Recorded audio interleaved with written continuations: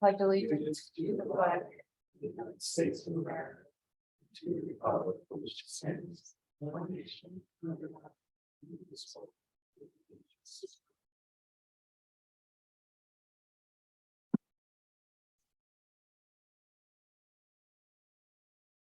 Thank you. I want to call to order the August 23rd regular public meeting of the Lower Gwinnett Board of Supervisors. One announcement, the Board of Supervisors met in executive sessions on July 29th, August 10th, and prior to tonight's meeting to discuss personnel, real estate, and legal matters.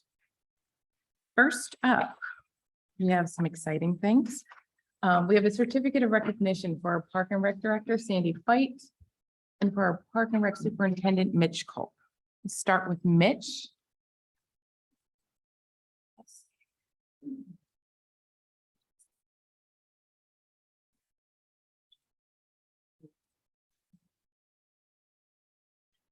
So Mitch, a citation from the Pennsylvania House of Representatives is presented to Mitch Culp, who has served Lower Gwinnett Township with pride and dedication since 2017. Mitch has acted dutifully by maintaining the township sports fields, handling tree removal, and managing almost 26 miles of trails. He has received recognitions for his incredible commitment to the people and public spaces of Lower Gwinnett Township. Representative Liz Hambidge, representing the 61st Legislative District, congratulates Mitch Culp on his service, and the Board of Supervisors presents this citation on behalf of Mitch Culp.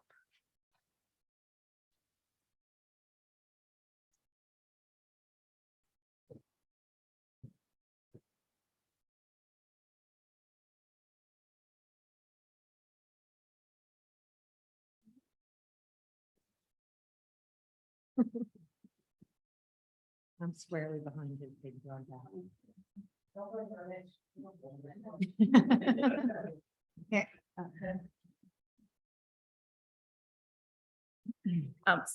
Senator Maria Collette also extends her congratulations to Mitch, who was honored with the Good Job Award by the Pennsylvania Recreation and Park Society. The Senate of PA took great pleasure in recognizing these citizens who, through dedication and excellence, contributed in a meaningful way to the well-being of their communities and ultimately to all of the people of the great Commonwealth. Mitch is lauded for the pride he takes in his work and for dedication to completing each job to the highest standards. The Senate of the Commonwealth of Pennsylvania congratulates Mitch Culp upon his richly deserved recognition and offers best wishes for continued success, as does the Board of Supervisors of Lower Gwinnett.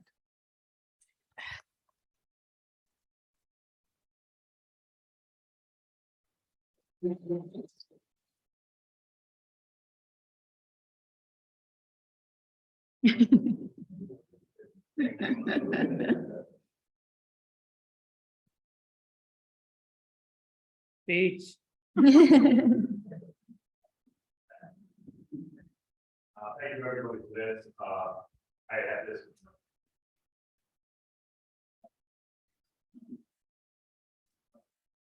Can you hear me now? All right. So I just want to thank everybody for this, especially the guys that work with me. If it wasn't for them, a lot of these things wouldn't actually come to fruition. Sandy for putting up with me. Board of Supervisors for thinking the things I do are crazy, but they actually work out pretty good, and everybody else. So I appreciate it. Thank you.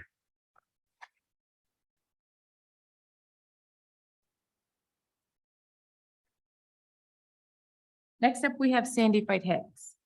Sandy, I'm going to read them both so we can just do one trip down. Is that okay? Okay. So first, she has a citation for the Pennsylvania House of Representatives. It's presented to Sandy Fight Hicks, who was recognized by the PA Recreation and Park Society for her innovative creation of an interactive digital trail map. Sandy is recognized for going above and beyond what would it be asked to do and exhibiting her technological know-how and creativity to enhance the local trail walking experience. Sandy has worked as the Lower Gwinnett Township Park and Rec Director for over 20 years, and she has shown her dedication to the Lower Gwinnett community. Representative Liz Hambidge, representing the 61st Legislative District, congratulates Sandy Fight Hicks on her achievement and years of dedicated service. Next, Senator Collette also wishes to recognize Sandy for serving her community and Commonwealth with great distinction as the Lower Gwinnett Township Park and Rec Director, and recognizing her for her notable creation of an interactive digital trail map. State Senator Marie Collette, representing the 12th Senatorial District, honors Sandy Fight Hicks upon her richly deserved recognition and commends her for her unwavering dedication to the Lower Gwinnett community, as does the Lower Gwinnett Board of Supervisors.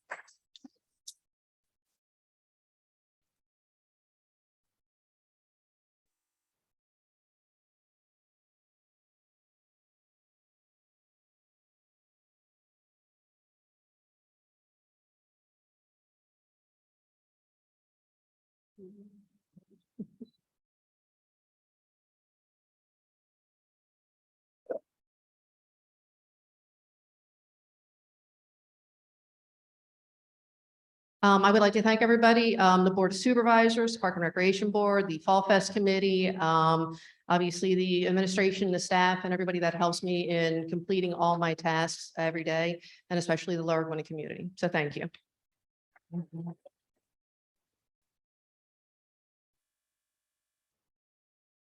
Next up, we have a promotion and swearing in of Officer Gerald Hunt to Sergeant.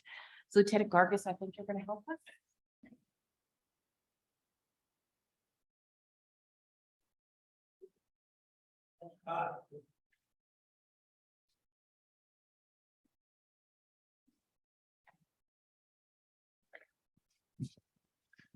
Thank you very much.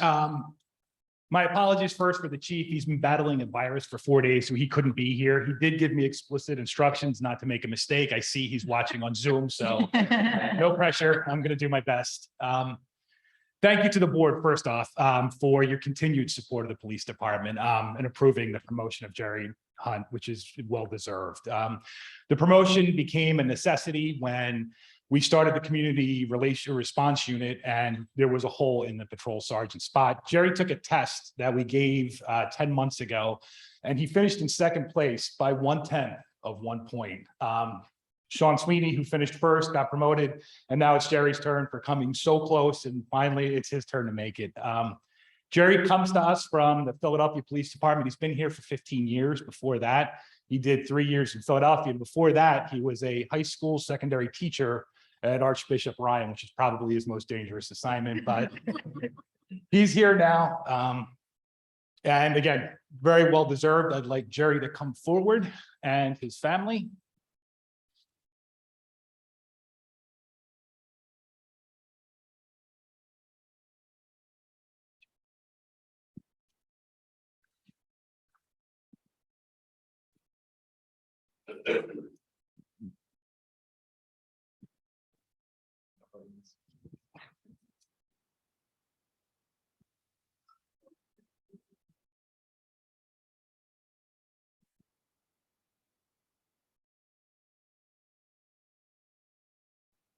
It's just going to repeat after me. I, Gerald Hunt, do solemnly swear that I will support, obey, and defend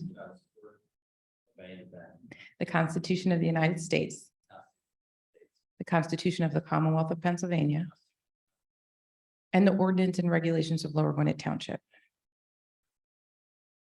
I will uphold, obey, and enforce the law without consideration to a person's race, color, sex, religious creed, sexual orientation, age, and national origin, ancestry, handicap, or disability. And that I will discharge the duties of Sergeant of Lower Gwinnett Township with fidelity. Congratulations. Thank you.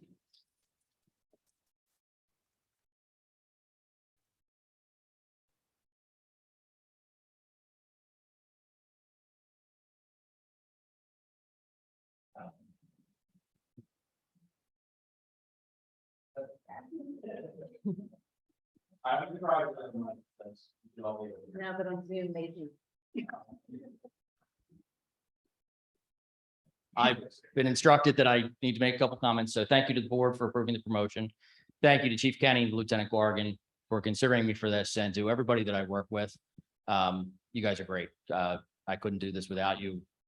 We're a team, so thank you very much for everything that you do. Likewise, my family, I couldn't do it without you. You guys are everything, so thank you very much.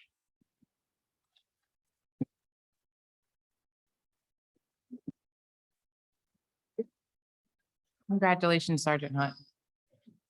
Next up, we have public comments. We're doing things a little bit differently, so we're giving the opportunity for citizens' comments, concerns, or questions for items not on the agenda. Does anyone have any public comment?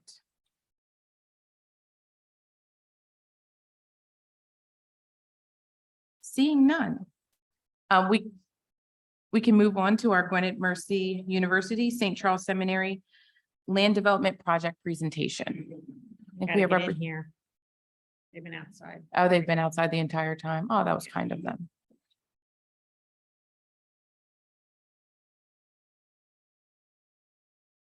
You're up. Thank you. You're up. We did, but no one raised their hand, so we're ready for you.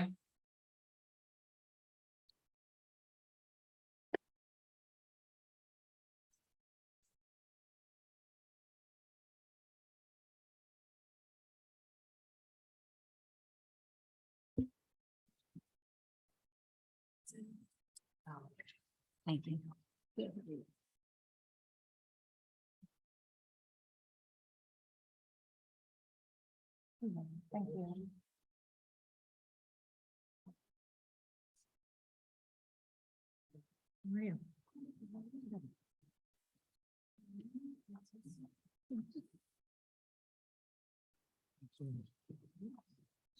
Sorry about Jill.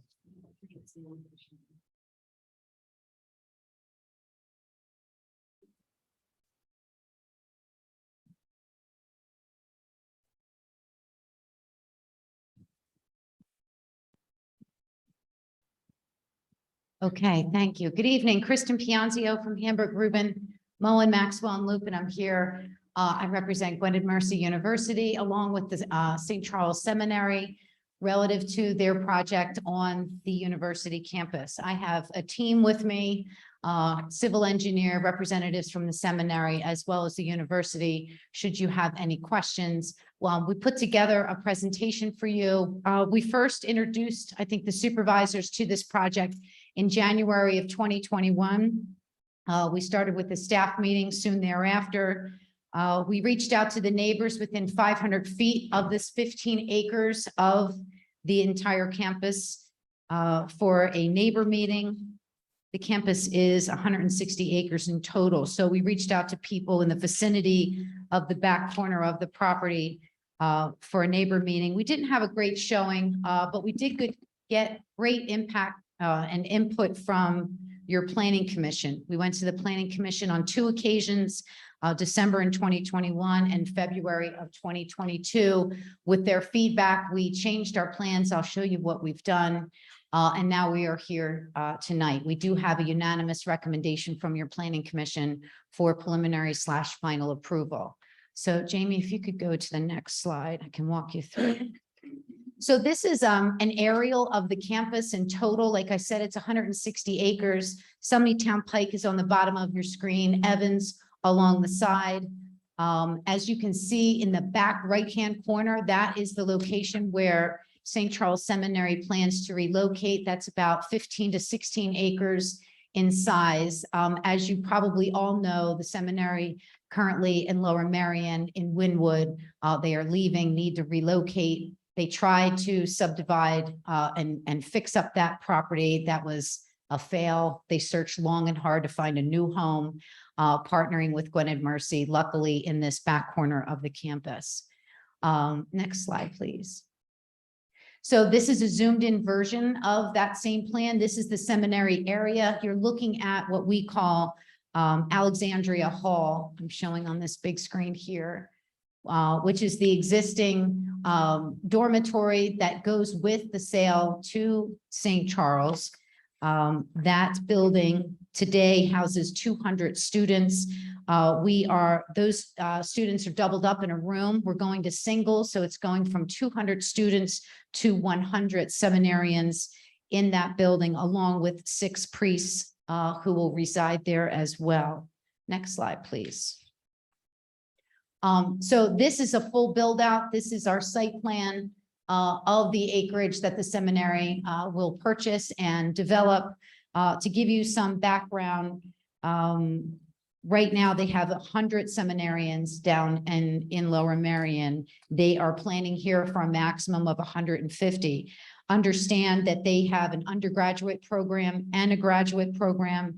The graduates are proposed to be in the Alexandria Hall. There is another proposed building for an expansion. Should we get to that point, that would be for the undergraduate students. That will hold 34 seminarians and about 8 priests and 2 guest rooms. The main building in the middle is the Student Life Center. That's where everything goes on. That's 53,000 square feet. It contains the classrooms, the admin offices, the cafeteria, the study hall, and the chapel is part of that. And it's located right about here. You'll see we've shown this is as University Drive. It was before called Assumption Drive, but it has a main entrance here, something grand for the entrance to the chapel, which is the main focus of that property. So University Drive is already there. That was part of a loop road that was installed throughout connecting Evans Road down through the campus as a previous project by the university. So just to give you some stats, we do need staff. There'll be about 84 max at any given time that would be here. That includes office staff, cafeteria staff, custodians, landscapers, things like that, that would support the seminarians. To give you a little bit of a benchmark here, this parking area, we did along the rear of this property have parking that faced the residential properties. We obviously got some resistance from the neighbors. We did some parallel spacings along this property line here. And then since our conversations with the Planning Commission, we've removed them as well and have added this berm. There is an 8-foot high berm that is along this property line. It is heavily planted on both sides of the berm to create an even greater buffer for our residential neighbors. So the parking has been reduced. There was a lot of conversation of minimize the impervious coverage as much as possible, that we were in favor of that too. So we have 266 spaces altogether.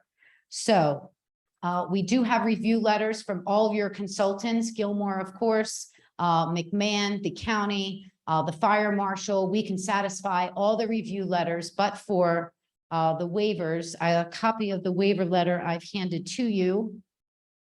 And is it okay if I go through those, or do you have any questions at this point? Is it okay, Madam Chair, that I go through the waivers? Yes. Okay, absolutely. great. So I've handed you a Bowler letter dated August 23, 2022.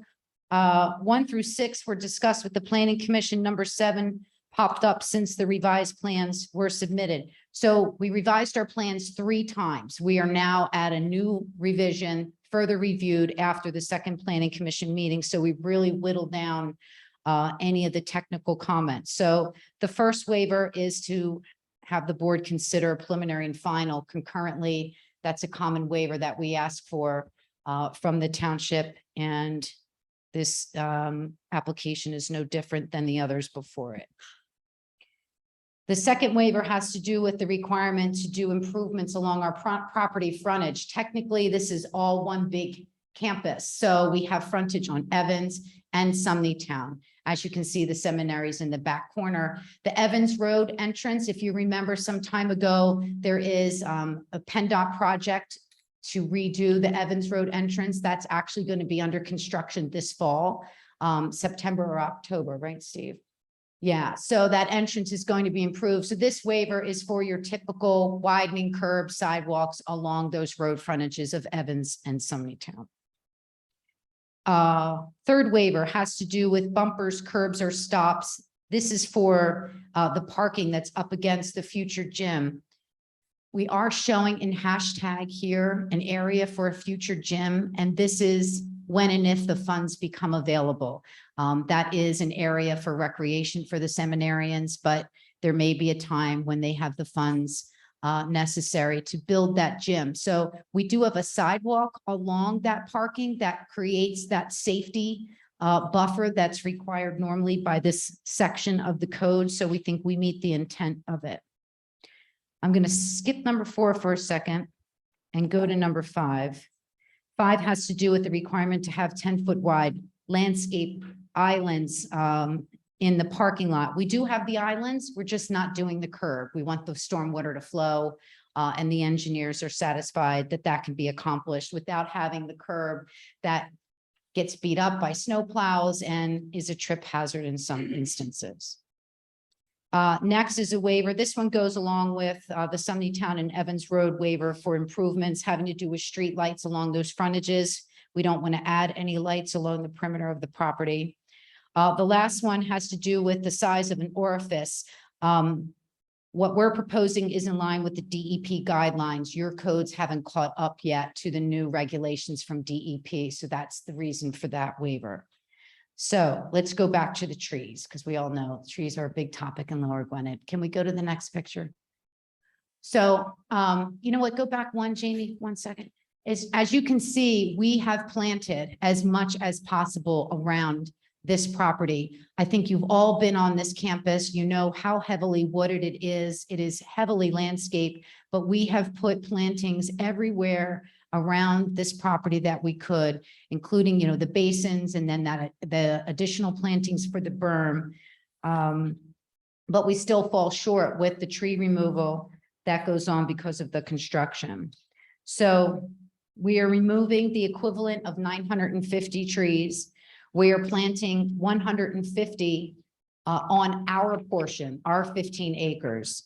What's not included in that are a lot of the ornamentals and canopy trees that don't go towards replacement trees, but you'll see, there's plenty of that on the campus as well. We reached out and looked throughout the entire Gwinnett Mercy campus to see where we could plant. So we're not just limited to the seminary's 15 acres. We went around the entire campus, and someone from Bowler walked with a university representative and found places where we could supplement plantings throughout the 160 acres. And if you could turn to the next slide, Jamie. Oh, these are the plantings for the berm. In case you had any questions about what was actually being planted, we've given you this. It's also in the handout that I've given to you. It's the second page. That will give you an idea of how we're trying to mix the planting so that we have something dense. The berm itself is 8 feet in height, 8 feet, right? 6 feet in height, 6 feet in height. The next slide shows where we went throughout the campus. So all these little green dots that you see, this is the university's property where we were given permission to plant, to find areas. As you can see, there's ball fields and recreational areas where we can't plant, but we put every tree that we could on this campus and came up with an additional 200 that we could plant throughout the campus. But lo and behold, we're still 600 short. So that's normally something I negotiate with your solicitor as to how we can make a donation to the township so that you can plant elsewhere in the community, knowing that this campus is heavily treed and those trees would be useful somewhere else. So that is the sum and substance of our application. We are here for questions. Are there any questions from the board? Yeah, I'll go first. We have some questions in the audience. So I may be remembering this incorrectly, but I thought we had to have replacement trees as natives. Sorry, And say that again. the replacement trees should be native trees, and I see very few natives on this list. So, I would recommend that you take a close look at this list and find out that you have at least 75 or 80% of the trees native to Pennsylvania. We'll take a look at that. We tried to find trees that would give the biggest bang for its buck as fast as possible for our residential neighbors. Things like, the large arborvitae, what are they called? The green giants are beautiful and they grow huge, but they're not native to this area. So, George is here from Bowler. He has the plant list. Let me see if he has something to add. They're on Zoom, so you have to. So ginkgo is not native. Norway spruce is not native. Douglas fir is debatable. Pin oaks are having quite a disease issue right now. Zelkovas are not native. I can't. So if you look at the total, there's canopy trees, evergreen trees, ornamental trees. If we add up the total number of trees that we're planting in the 15 acres, it's 299 trees. We're only counting 150 of them towards the replacement calculation. So while there are some that are not native, all the ones that are counting towards that replacement calculation are native trees. What good does it do us to have so many non-native trees when we're trying to replace the canopy in the township with native trees.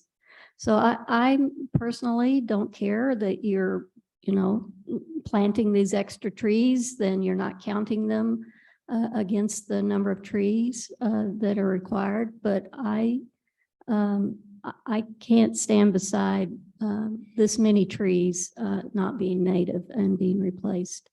Have you also looked to see whether or not you could replace some of the open lawn with no-mow lawns?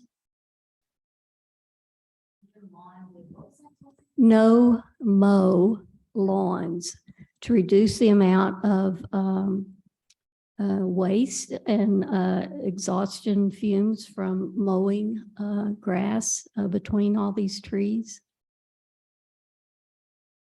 That's something that we'll have to look at. So, we really have to take into account not what's expedient for you to find trees out in the nursery trade, but what we'd like to replace the trees that are being cut down with to maintain our native flora and fauna. So we're a bird town.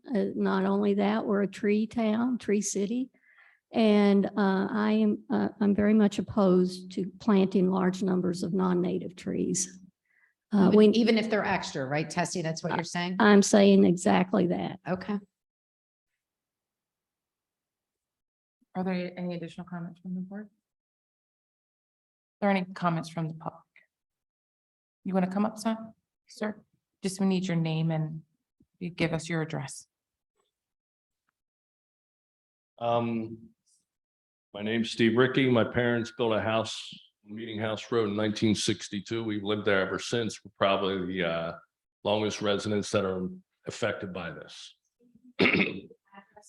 1332 East Meeting House Road. My mom's 86. She couldn't be here. Me and my sister are.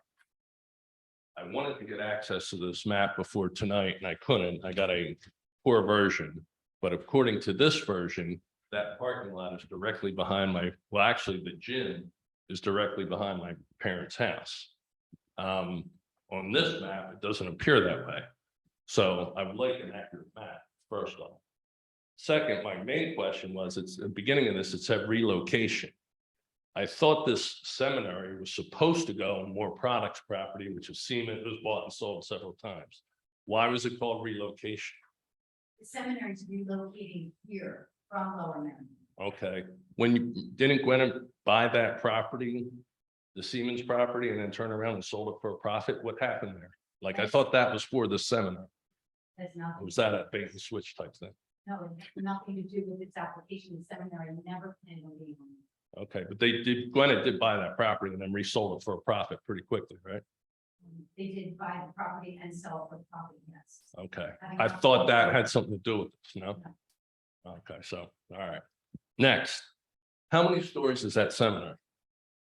If I can have a moment, yeah, sure. So the code requires a maximum of 45 feet. So we have to be under 45. So it's under 45. And the distance of those so let me just answer your other question. The distance from the buildings to the property line is 150 feet. So 45 foot building, at least 3 stories, if not 4. 3, yeah. Okay, so it's kind of tower over the buildings and it's only 150 feet away. Now, okay, that's fine. Thank you. Oh, thank you. All right, so how about the future gym? How many stories is that? Same thing, How tall is 45 feet? How tall is the gym, guys? How high is the gym? Under 45? Single story, but the design has not been done yet. Okay, well, it's kind of important if you're asking for, an exception and you want approval. We're not asking for any exceptions, no variances. The heights of these buildings comply with the code and the setback exceeds So it. it could be as high as 45 feet. I mean, theoretically, yeah, the code allows you to go 45, but the answer was that it's going to be a single story building. Gotcha. Now, couple of things that happened. It didn't, we don't have a whole lot of say in the way you guys handled the property, but a road was put in behind my mom's house a couple of years ago. And our main complaint was she lives there by herself and it gave access immediately to her property. I put a camera back there. Last year, I caught somebody walking around her backyard carrying a bag of stuff. They probably stole it out of her shed. I went to the police. Anyway, that's a whole nother side of the story. But what I'm getting at is she lives in a home by herself, probably in the next house over from this picture. And you put a road right to the access to the back of our house, which I didn't appreciate, but I'm just saying it. But I will not approve of this unless there's a 10-foot fence put up between those properties and this whole thing you have planned here. Now, I hear you're saying you're going to put a berm. That's not adequate. So I think a fence is something that should be put up. what I can tell you is that that service road that you're talking about is right about here where Right, that exactly. berm is located. Right. And that berm's going to be 6 feet high and it's going to be planted on both sides. There's no fence proposed along the property line. How do we get a fence proposed? We don't plan on putting a fence on it because we'd have to take trees down to do that. And that's not Right. something we want to do. No, actually, you don't. I'm very familiar with the property. I hear you, but there's no fence proposed. Okay, well, maybe you should, Okay. because I don't want access to the back of our property. And here's, you know, I will address that. Impervious surface, a lot of parking lots, all that water's going in that little section there. Is that what we? designed? No, actually, I'll let our engineer talk about the basins. There are a couple of them. Go ahead. This is George Hartman from Buller. So there's two basins, stormwater basins we have proposed. The one is a smaller, in front of the future gym, a rain garden. That's one of the basins. And Okay. then on the right-hand side of the plan, there's an existing basin there, Okay. right? There's an existing stormwater basin there. We're going to be expanding it, making it a little bit wider, a little bit longer. Right. That's the main Well, what kind of? stormwater control. When I heard you speak earlier, you weren't looking at exception without, so you don't have to have curbs for runoff. So basically, I'm looking at that parking lot runoff is basically going right into my mom's backyard. No, it doesn't go that way. It comes No, you're towards, sloping it into that little thing is what you're saying? everything drains towards University Drive. Okay, so again, all that water's going in that little garden you're saying, right? The majority of it's going in the basin on the right-hand side. How can water from that parking lot get over there? Pipe it. Right, okay, all right, I'm just wondering. Yeah. Because it doesn't look that. All right, There's a full set of engineered plans here. none of us got to see it. I couldn't even get a map till today. So, you know, we go, hey, we're gonna throw in all this stuff, you know, you said it was not good representation before. I don't know who you talked to, nobody talked to us. We had a neighbor meeting. We invited people within 500 feet of the property lines circling the back corner of this That would have been property. our house, I don't. Yeah, I think some of your neighbors were there. All right, and then. Let's see, what else was I thinking? You look for the waivers, size of the plants. I agree with you as far as the plants they're putting in there. It doesn't say size of plants. If you put in a tree, are you putting in a 2-foot tree? You're putting in a 20-foot tree? Is that addressed anywhere? Hang on, we'll get you an answer. Yeah, so the plans do specify the caliper size, the height, and the spread of the tree. So canopy trees are generally going to be about 14 feet tall. We've got evergreen trees, it'll be about 8 feet, and ornamental trees will be about 8 feet tall. So there'll be, you know, decent sized trees that are planted, not little saplings. All right, fair enough. Now, as far as fencing, is there any way that we can talk about having a fence put in there? We don't propose fence. Okay. We don't, you know, I don't like the fact, and I'm sure those houses, you know, you got a 45-foot building of a bunch of priests staring at little kids in the backyard. I'm sorry, what? Right, seminary, isn't it? It's a seminary, correct? I'm done. Why? It's a legitimate question. I would like a fence. How could we pursue that? We're not proposing a fence. I know you don't like my answer, Mr. Ricky, but it's not changing. We're not proposing a fence. Okay. Thank you. Are there any additional comments from the public? You can come up, sir. don't may tower over the trees. Okay. You have to use the microphone. I'm sorry, so they can hear you online. Rusty Beardsley, 1301 East Meeting House Road. I'm directly behind the parking lot. At the Planning Commission, we discussed for quite a while the berm and the separation and the privacy. And I thought we had very good response with a 6-foot berm. And my question really has to do with the trees though, because we were going to go with tall trees and thick trees to block the visuals and potentially if there was any light, take care of that. And I don't know if those are native trees or not. So maybe part of this response was to fill that berm up with trees that the deer aren't going to eat and that would create the lush, type of atmosphere that would be good for, the visual issues that were brought up and I thought addressed very well. Other than that, that was our main concern at the Planning Commission, which we met twice at that. Okay. Thank you. Are there any additional comments from the public?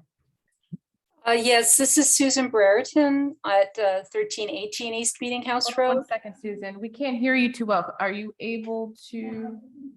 Oh, hold on 1 second. We just have to turn up the volume. Sorry. Can you hear me now? Kind of. Say something else. Hello? We can hear you. We can hear you. Okay. Thank you. You can just say your name and your address. Susan Brereton, 1318 East Meeting House Road. My property doesn't actually border Gwyn and Mercy property, but I'm pretty close. I just wanted to ask a question about the lighting that would be for the walkways in the parking lot. I just wanted to bring it to your attention that the area is actually still pretty good for stargazing, and I personally have an interest in keeping that way as much as we can. So by that, I mean lighting for walkways and parking lots that is directed downwards and is not terribly high. And I was just wondering if you had to address the lighting of those areas. Thank you. Thank you. So there is a lighting plan as part of our plan set. The freestanding lights are 14 feet high, lower than you would find in a commercial area. Everything is shielded and aimed down at the parking lot, and we meet all the cutoffs at the exterior. You should not see a source of a light fixture from your property or from the edge of the property for that matter. Great. Thank you. Sure. Are there any additional comments? I have one last question. So I'm appreciate very much your plan and design and so forth. When you were coming through the planning committee, was there any talk about using best practices for green construction of the buildings? Let's see if the team remembers that. It was some time ago. I don't think so, Tessie. So, so neither of these buildings are going to be LEED. Hang on, architect at your service. Good afternoon, John Clover from Voight and McTavish Architects in Philadelphia. The building is not being designed to any specific LEED criteria. We are employing some standard best practices in terms of sustainability, recycled construction materials. We always look to reuse, to use materials that are from sustainable sources or recyclable. But the actual pursuit of LEED in and of itself is not being part of this project. Is the construction going to have any energy reduction mechanism like solar panels or geothermal? Geothermal is not part of this project. This site is actually not very conducive to it. There's a lot of rock pretty close to the surface that is really going to make that very difficult. The solar is one that we have not put into this project either. There is some serious budget concerns that need to be addressed, and so that's not part of this initial capital project. Okay, you know, there's a big tax break now for solar, and you And, have this nice big, Unfortunately, open parking educational lot. institutions are not taxable entities. oh, that's right. Thank you. Sure. Are there any additional comments from, you want to come forward, ma'am? I can give them what I gave you folks, if that's okay. Okay, sure. It's not the whole property, but it's the site plan.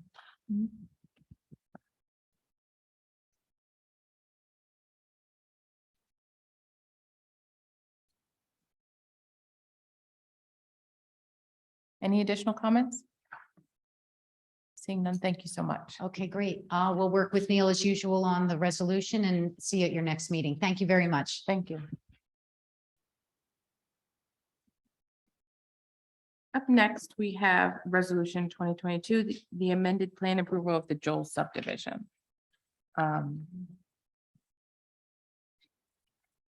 The background of this issue is it's a property that consists of about 0.66 acres of land situated on 1112 Wissahickon Avenue.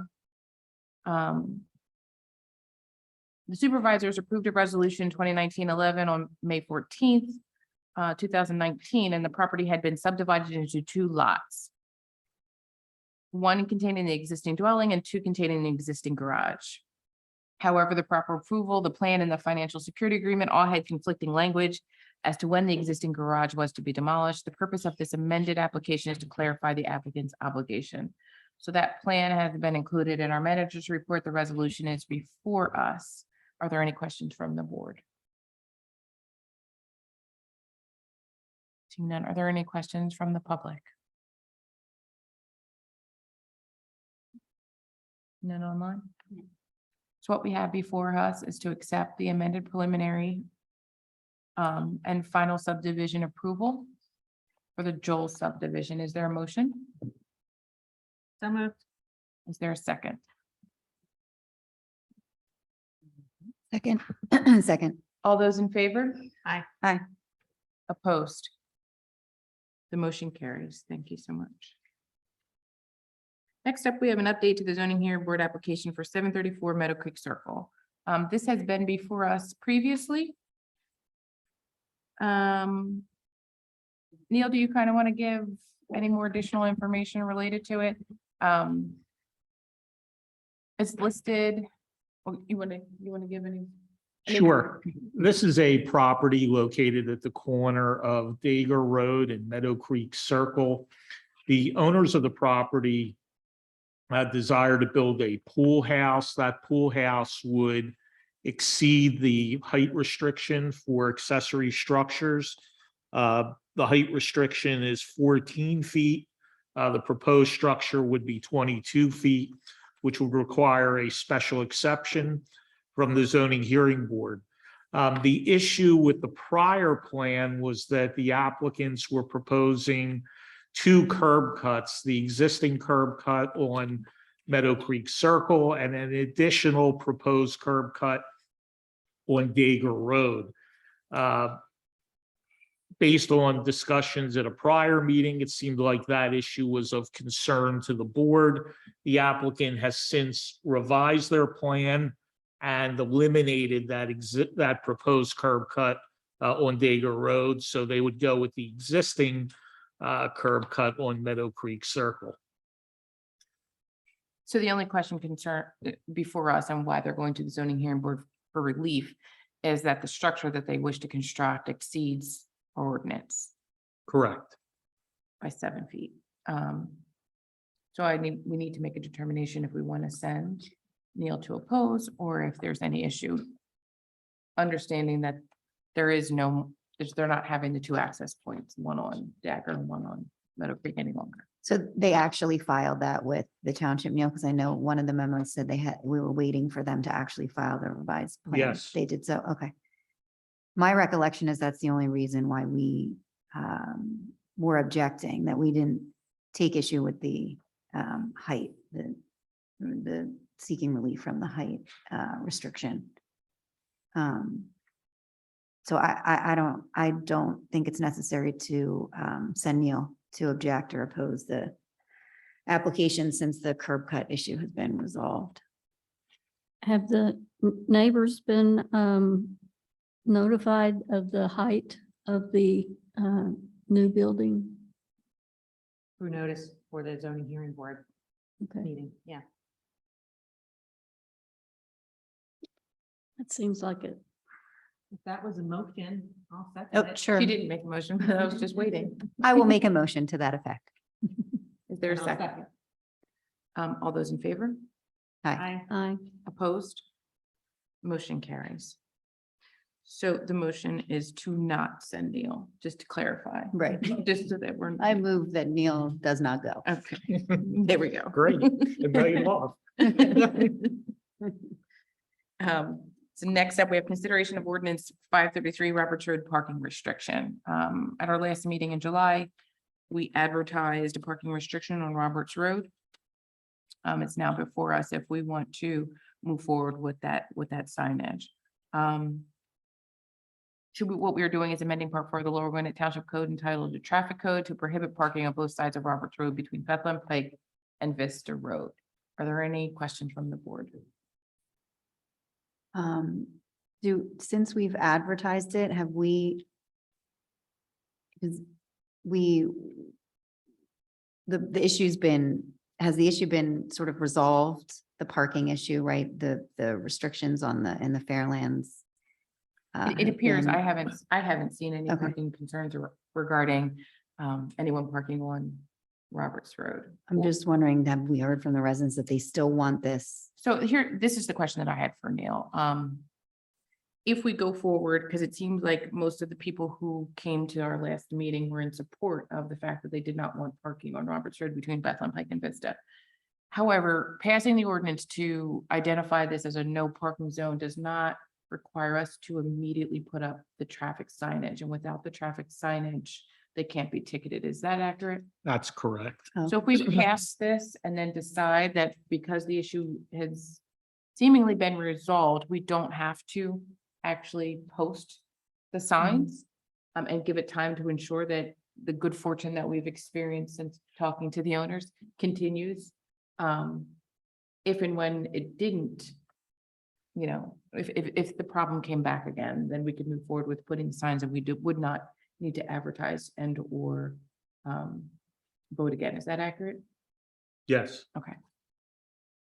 So at this point, since we paid to advertise, I don't see that. Mm. My personal opinion is I don't see any harm in passing the ordinance. We don't actually have to act upon it unless the issue presents itself again, in my opinion. So we're not required to give our residents notice of no parking when it's in our ordinance by way of a posted sign? Not if we're looking to not enforce it. We wouldn't be able to enforce it without the sign, correct? There'd be no way for the residents to know there's no parking, if there's Exactly. no signs. Exactly. So the signs would need to go up, and the fact that the ordinance is on the books is the notice that this does exist, but we're not. Are you saying that the issue has been resolved without the signage, without passing this? Has been resolved through conversations with the property owner and the businesses that were having their employees park on Roberts Road. But we don't have any leverage to indicate we don't have any, there's nothing to say that that will continue.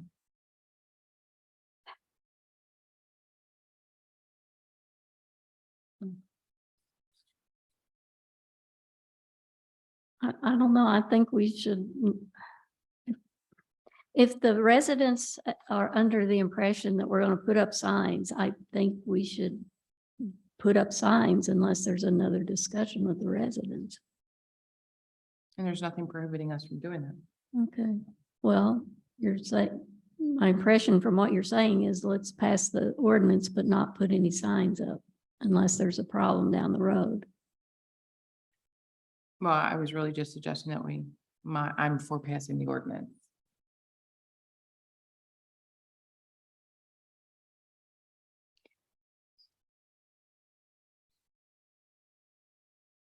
So I guess are there any other questions from the board? If we tabled this, would we have to re-advertise and everything? Yes. Okay. Well, you'd have to indicate that you're going to consider it on a date certain. Otherwise, you would have to re-advertise. Well, we're here now. Yeah, Well, I'd be in favor of passing it, but I think we can't just pass it and do nothing. I think that does our residents a disservice. well, I guess maybe what we could do is pass it. I mean, the residents wanted it prior to the problem being resolved, but to Danielle's point, it's not. It may creep back tomorrow. So maybe we pass it, we put up the signs, and if the residents don't want the signs anymore, then we can consider it at that point. I make a motion that we table this. So if we table this motion just to clarify without a specific date that we will reconsider, we It have has to to be we have to re-advertised. re-advertise and pay the re-advertising fee. So that there's public notice if anybody wants to attend. Well, we've already provided that with this ordinance that we're considering right now. If we don't pass it today, when we advertise, we were going to I- consider it. Well, you have one motion out there. I make a motion to pass the ordinance. This has been very tortuous. We're in July. This started back in January. We're at a resolution. So I really, really But it urge my fellow doesn't, supervisors to it doesn't sound pass like this we're at a ordinance. resolution. So let's just go Kathleen. with the first motion that we have. Is there a second? The motion made by Tessie was to table the item. Is there a second?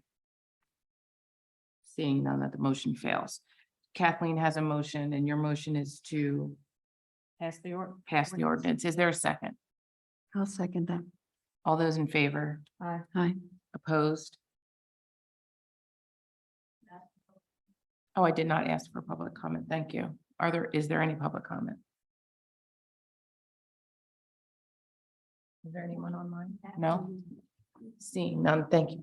I will vote in favor if we follow through with putting the signs up. I just think it's not, we're doing a disservice. If we've come this far, we said we're going to do something, and then we pass an ordinance and do nothing. So So the motion before us is merely just to create the ordinance that there would be no traffic between Bethlehem Pike and Vista Road. The input of the signs is not part of the ordinance. But that's my question. Aren't we required, is just having it in the language of the ordinance notice enough for our residents? Or do we have to put up no parking signs as notice? That's my question. And we can leave it to Neil, but my understanding is until the signage is up, it can't be enforced. Is that accurate, Neil? I'd want to check with the chief about that, but I believe that's my understanding. So Chad, do you know? That's all my understanding. Mhm. Signs on those. So the ordinance would take effect within 5 days of the passage of this, but until the signs were up, it would not be enforceable. So who makes the decision whether we put the signs up or not? I mean, if we pass this with the understanding, it just makes no sense to me to pass an ordinance and then decide we're not going to act on it. I think if there's question about whether to put the signs up or not, it's better to just table the ordinance at this point. Thank you. That was my thought also, and until we can get an understanding from the residents that, okay, we're going to pass this ordinance, but we're not actually going to act on it. So the only concern is that that motion failed. So we have before us Kathleen's motion, unless you want to make a new motion. Well, okay. The residents want the no parking sign. Right, so, and I Absolutely. think the Why don't we ordinance, just put them up. yeah, I think the ordinance, I don't know, There's the way nothing I saying read it, that it you can't. says it Yeah, has I to don't go. know. Well, why are we having this discussion about not putting the signs up then? Because Janine asked. I just asked what if the they still issue- want it, If yeah. they still wanted it, and what were the options if they didn't, since the issue is resolved. It was merely a question that Janine had. Yeah, it just seems silly to pass an ordinance for no parking and at the same time saying, but we're not going to enforce it So by not putting signs up. Just to just to save be- us the cost of re-advertising, and I think that's kind of petty. So we have before us Kathleen's motion that was seconded. Mhm. There was 4 votes in favor. I don't know if you responded, Tessie, because Mimi reminded me that I asked for public comment. So I'll go before us again. All those in favor? Aye. Aye. Aye. Opposed? Motion carries 4-0. Thank you so much. Just for clarification for Public Works Department, would go ahead and put the signs up. I didn't hear what you I think Order them. Put them up. Fine.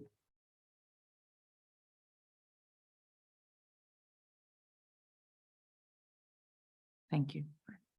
Next up, we have consideration of comprehensive plan proposals. I think in the manager's report, there were the additional proposals requested by the board. Are there any questions from anyone on the board? So has the Montgomery County Planning Commission made assurances that they will add these two components that appeared in the other proposals, namely the social media outreach, survey data collection components, to bring them up to the same level as the plan that came in from the company up in Bethlehem. URBC? Yeah. I don't know if they gave any additional information or if we went back to them to ask. I had made the recommendation based off of what I read in the other proposals that I thought would be a beneficial thing to have when we're going through this process. I have been in contact with Eric from the county just to get feedback on another question I had on his application. But if the board wants this in it, then I didn't want to request that he input it into his proposal until I had confirmation from the board that that's something they also thought was a good idea. I don't anticipate that he would have a problem being able to accommodate that, though.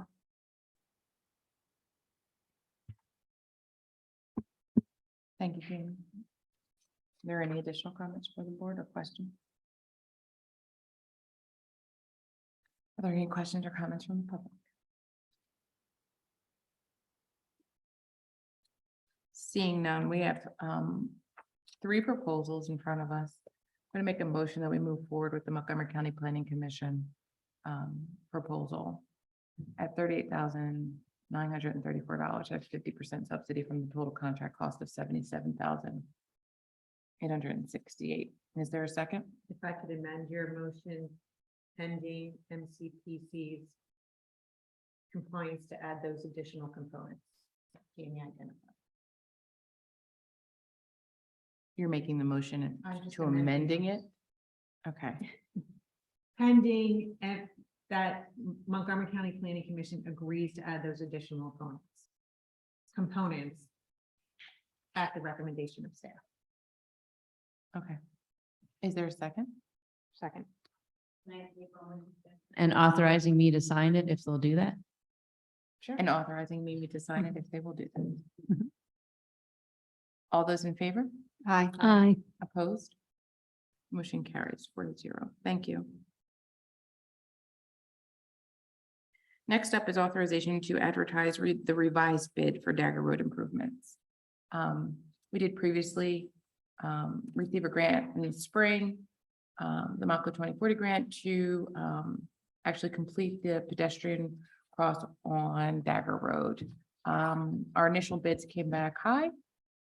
And I think that McMahon and Chad reviewed the scope and kind of delineated how township staff could work with getting some of it completed and a new proposal to put out for bids. This is just authorization for us to hopefully complete the work with the understanding that there is a portion that the township would need to cover. And my iPad is not loading, so I believe it was $28,000, but that is just from the top of my head. Is that the amount? Yeah, just to clarify or give a couple additional details. All we're asking the board to authorize this evening is for us to rebid the project based on the revised scope of work in terms of the public works crew completing some of the construction work rather than a contractor. This isn't authorizing us to award the bid. We'll rebid it. We'll review the new bids. We'll come back to the board again with a recommendation either to accept or reject the bids based on the prices that we could get back, the numbers in the memo in terms of the potential cost above the grant award. That's just a ballpark estimate at this time based on the bids we received last spring. So again, all we're asking authorization for this evening is just to rebid the project, and then we'll come back to you with the results this fall. Chad, can you tell us what's the sunset on the grant? Excuse me. What's the sunset date on the grant? The date is June of next year. Okay, However, we have talked with the Montgomery County Planning Commission staff regarding, the issue that we've run into at the project. This is something that they said other projects are encountering as well, just due to the cost environment out there and the things that have been going on with inflation. So they're very understanding, and that it might take a little bit longer to get everything lined up to be able to go to construction. But they were very encouraged from the perspective that we have all the permits. It's just a matter of getting bids that are acceptable to the township. okay.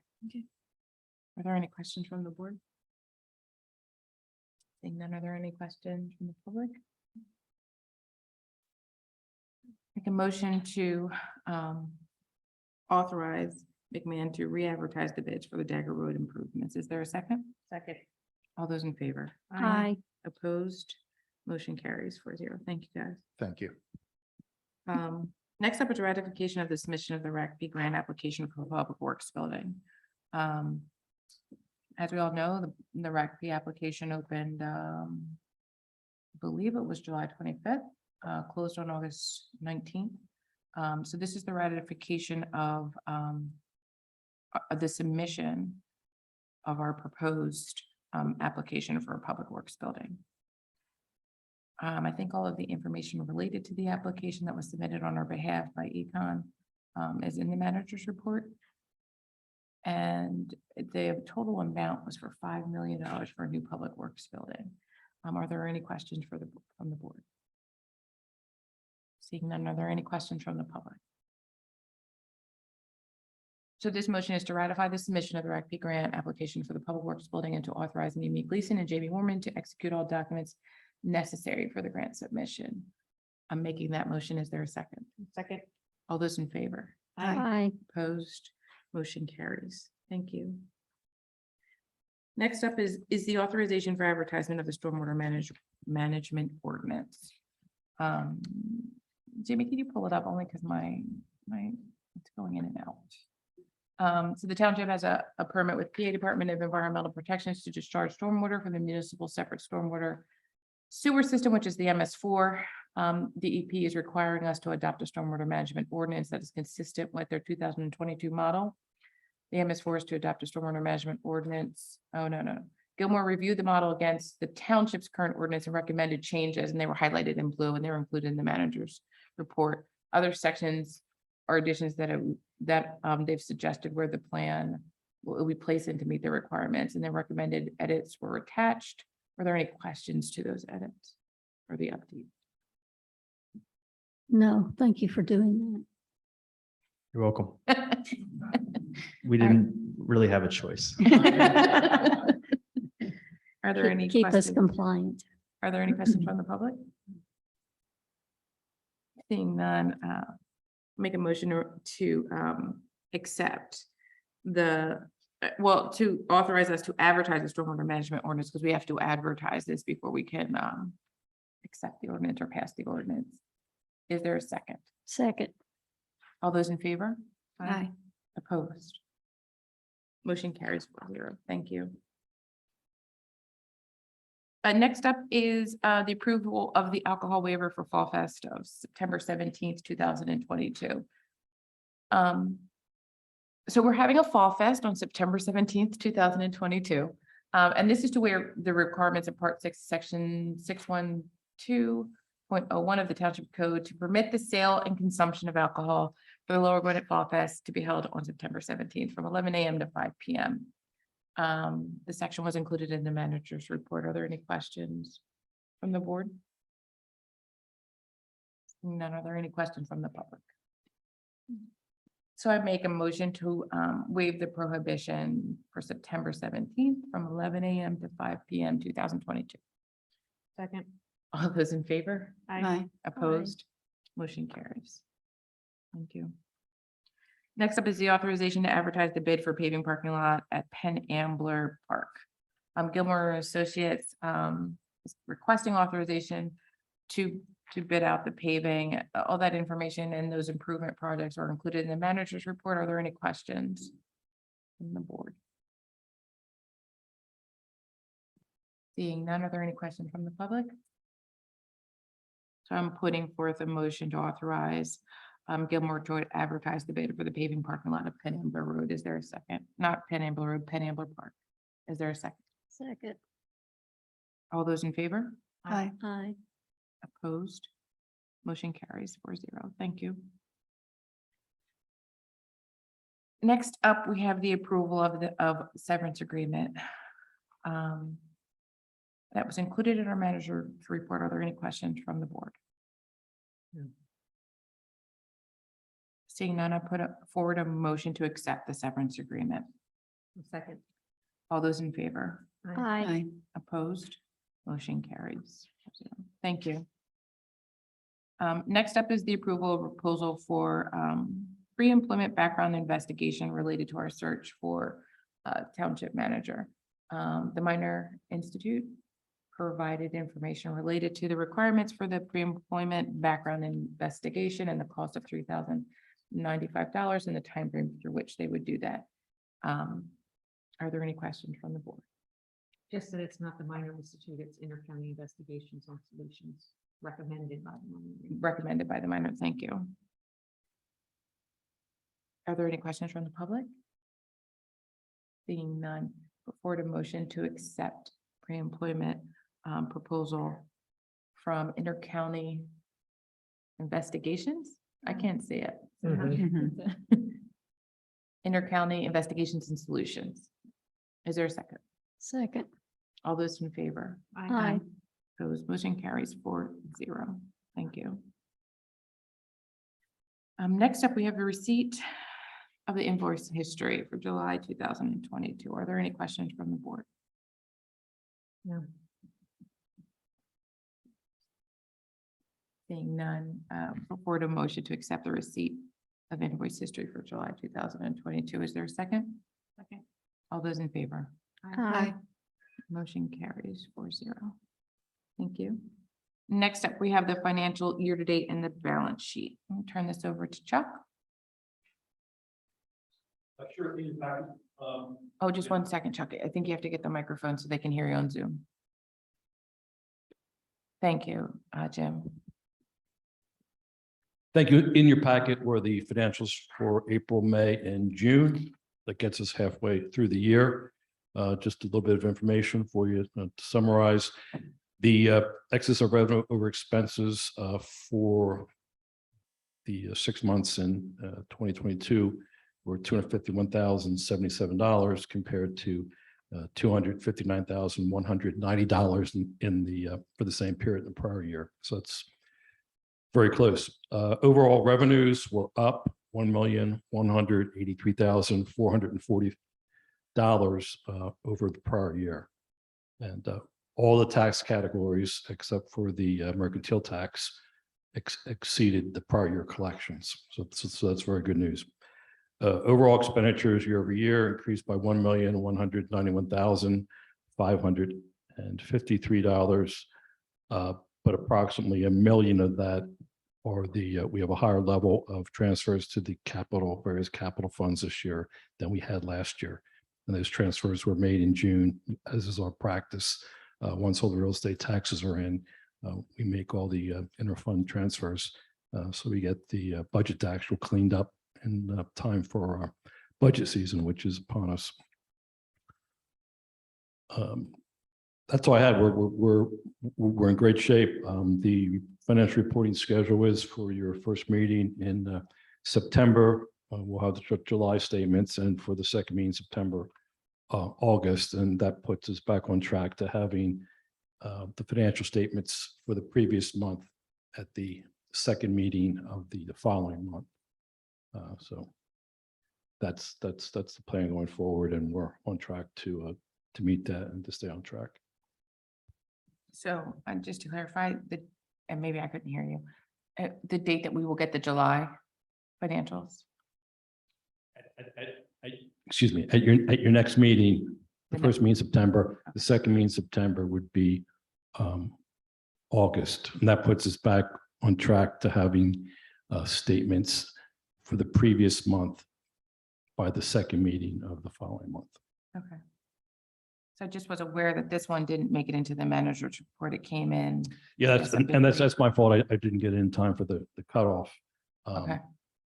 I see you do have it there, and we'll make sure that gets in on time going forward. Okay. I appreciate moving forward if it was on time. Are there any questions from the board?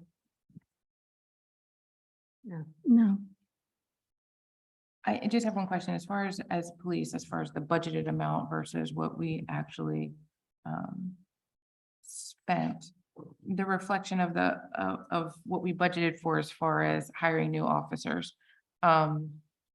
Is that reflected in the budget year to date for? Yes, so what was budgeted? We budgeted for hiring 2 officers for the whole year. Mhm. So that didn't happen till mid-year, and it was 4 officers. So Yes. for the current year budget, by the end of the year, that'll It'll even out? wash out. Okay. Appreciate that. I don't know if there's any questions from the public. None. Thank you so much. I appreciate it. Sure. So we have before us the financials year to date and balance sheet, April to July 2022. Motion to accept? So moved. All those in favor? Aye. Sorry, you need the motion. All those in favor? Aye. Aye. Opposed? Thank you. Motion carries. Next up is the approval of the minutes from the July 26, 2022 meeting. I'm assuming everyone has had a chance to review those minutes. Are there any questions or concerns? Make the motion to accept the July 26 minutes. Second. All those in favor? Aye. Aye. Opposed?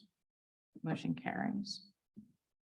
Next up, we have updates to our subcommittees and the supervisor liaisons as it relates to our subcommittees. So I guess we can start with Park and Rec. So we haven't met, right? Since July? Yeah, because we don't meet in August. Oh, Parks okay. and Rec doesn't meet in August, but I know that the water fountains are coming, and the pad for the solar charging stations The Sunvolt. has been down.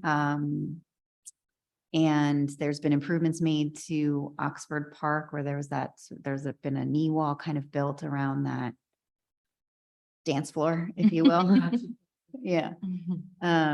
So, but yeah, the committee hasn't met in August. Okay. I don't know if there's anything else. Do you want to give an Kath, that I update missed. regarding the Pike Fest? Yes, Fall Fall- Fest Fall is Fest. Fall I Fest. was so called Pike Fest in my brain. Rebrand.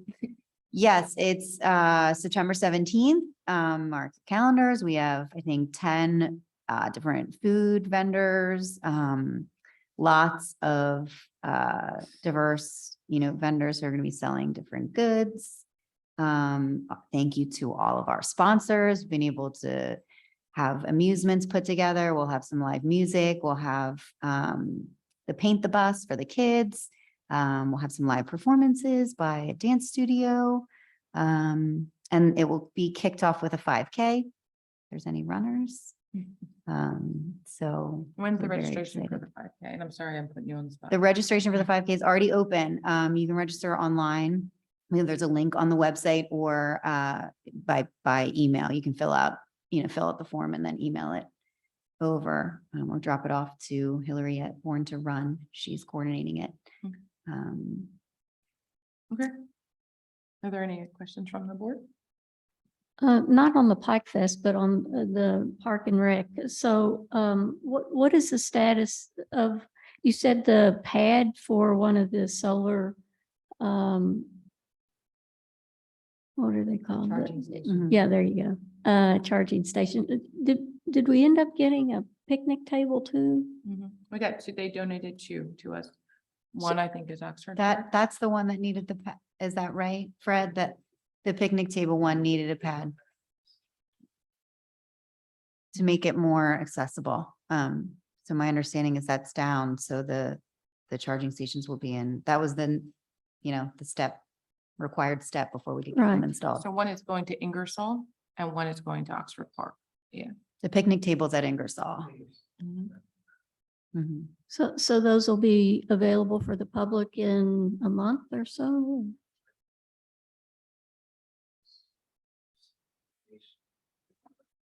Oh, sorry. Oh, sorry, Fred.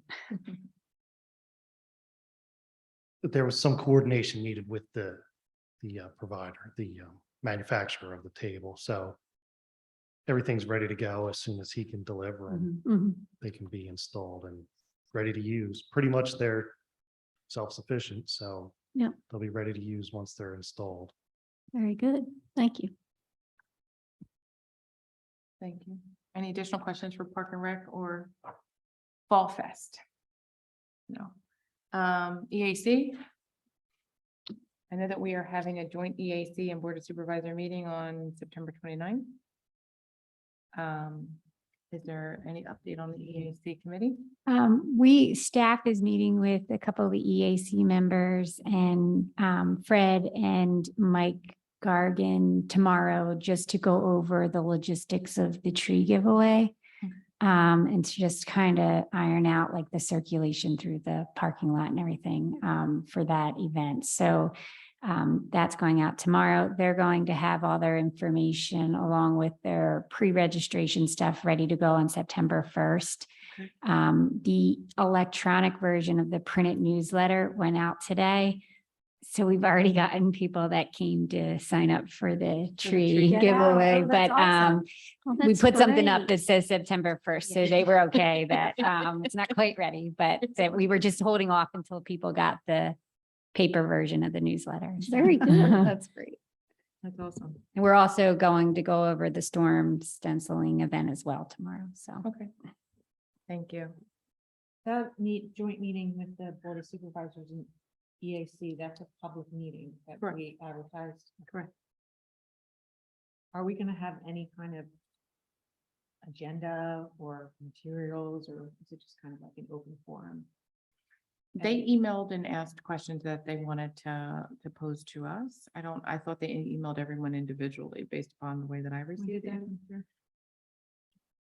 it been some time? Yeah. Okay, I vaguely remember that. Okay. Yeah, Yeah, and I but- think they're gonna work on, it's not intended to be a formal agenda, but definitely within the committee, there's things that they want to take our temperature on and then also solicit feedback from the public. But then there's also sort of an open forum aspect of it where we'd like the community to come in and Yeah. give some input on what they'd like the EAC to be focusing on. Is there any additional information from the EAC? No? How about the Historic Advisory Committee? I know that they had your first meeting. Our first official meeting, and it was actually at the Ingersoll House. So the committee was able to take a tour and see the inside as sort of the first step in trying to tackle the best approach moving forward with Ingersoll. It was very, very cool. I didn't expect it to be so beautiful inside still, having sat there for so long, but it's See any ghosts? no ghosts. No ghosts, no raccoons. We did trip off an alarm and the chief and we had some, I guess there's a alarm in there for security, which makes good sense. So some of our officers got a tour of the Ingersoll House. So burglars don't even think about going in. Yeah, there. don't even think about it. And I don't know if Janine, if you shared it with the rest of the board, but she shared with the Historic Committee a very detailed genealogy of the Ingersoll family written by an Ingersoll, dating back to like when they came from England. Yeah, they were like in Connecticut. and Yeah, It was really. which kind of shows how the house got to the Ingersoll family. And subsequently probably to us. So that was very interesting. I don't know if you shared it with the entire. board. I can circulate it. And that's the goal of the historic committee too, that we've talked about, is sort of putting out for the public these fun things that we're finding for those who are interested in learning more about our history here in Lower Gwinnett. Yeah, there's a James Bond connection. It was very cool. Very cool. You should circulate the ghost story. I think that would be very, especially coming up. File somewhere. There's a ghost story? Yeah. We had I a thought you were pretending. paranormal psychologist or Oh, something God. come years ago. with To her Ingersoll? team. Yes. Oh, I'm Went glad to I didn't know that. Ingersoll. Well, we got to go in the Had daytime. Yeah. somewhere, it's like a CD. Yeah. So it's a real thing? Yes. Yeah. I mean, if you What believe that's We got instigate? some guys down at Public Works who swear. Seriously? In the daylight, it's beautiful. I'm like, I mean, No, was that in the barn? It'd Maybe it be was in the barn. really great if the historic committee could open it up for Halloween. And that James Bond signed the original charter of the Penley Club, which is on Gwinnett Avenue. Mhm. Yeah, So, and he lived it's all in Assumption connected. Hall and at Gwinnett. Yep. But what our former township manager told me was that the reason the paranormal came in was because one of the maintenance crew saw a child in the window. Yeah, the upper window. Yeah. And our former parks director's wife is a ghost chaser. So we had someone pretty much who just came and did it. They had this psychiatrist woman who came down from New York, Brooklyn or Manhattan. Yeah, it was very interesting. The And we ghosts weren't sat there when I was we there. Listened to this. It Or was they're like a scared of me. 45-minute tape, and she was like, "Did you hear that?" No, but she has an ear for it, I guess. Well, She's for just selling us a something. bag of goods. But yeah, it's real. Well, okay. Lots to come. Was there any additional, I don't think there wasn't, but I'm going to ask, is there any additional committees that met during the last month? No. I have a question. I haven't heard any updates on this. There was going to be the formation of a committee to support development along Bethlehem Pike. And I haven't heard anything about that since the idea was introduced. So I'm wondering if you could update us on the status of that. So from my vantage point, the main things that we uncovered around some of the development on Bethlehem Pike related to the parking issues and potentially some of our ordinances needing to be updated and to be at least reviewed as far as how we're interpreting it came paramount. The submission of all of the applications, I do have a list and I did start to reach out to them. So we're still moving forward with it. The idea that we need to clearly develop a committee. It's how we're going to go about doing it. And then moving forward with that committee, is it going to be parallel to understanding that our ordinances need to be updated? Is it going to be with the understanding that we potentially need to look at a community business improvement activity on Bethlehem Pike? So it's kind of happening simultaneously, but it is still moving forward rather slowly. Yeah, I think it'd be really nice to light a fire under that and get it moving. I think that's such an important aspect of our community, our 100%. business community. And we've had questions about that, about the, progress of getting that implemented. No, it's true. It's still a priority, at least from my perspective. But is there something we can do as a board here tonight to move it along? I don't believe so. No, I think that I haven't reached out to every person or heard back from every person who has applied. So I think we have to, the applications that you've seen in the manager's report, or they're on the share drive. I haven't heard back from everyone, so I think I probably have to reach out to everyone who's applied and see if they're still interested. and get their feedback as far as if they want to move forward. But a good handful I have reached out and talked to. Very good. Are there any additional questions? I think next is staff updates. I only had one, and I know the board is aware of this, but just to close the loop for the minutes, the last meeting you had tabled an agenda item, to sell a pickup truck. And there was multiple ideas from the staff about how that could be used. So the plan is that the police department's new community response unit will be the primary users of that truck.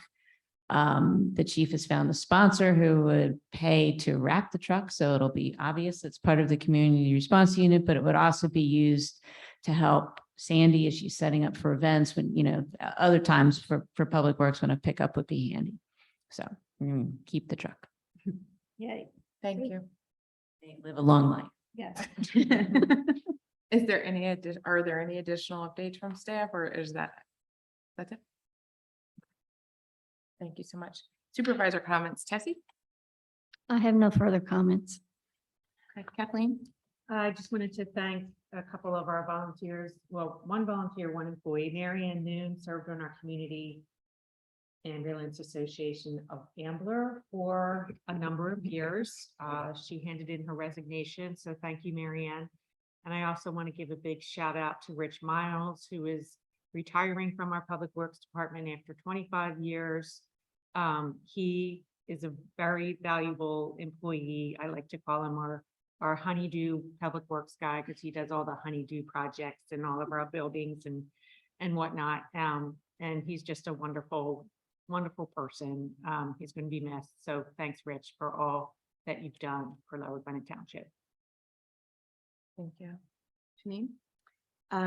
I'll just add congratulations to Sandy and Mitch and to Officer Hunt on awards and promotions, and just remind everyone about Fall Fest, September 17th, and the paper newsletter's out. So look out in your mailboxes. I just want to kind of echo everything everyone else has said. Just remind everybody school starts next week. So be mindful that our kids are going to be walking to school again. And, keep that in mind as we're traveling in the mornings and the afternoons. I'd like to make a motion to adjourn the meeting. Is there a second? Second. All those in favor? Aye. Meeting adjourned. Thank you.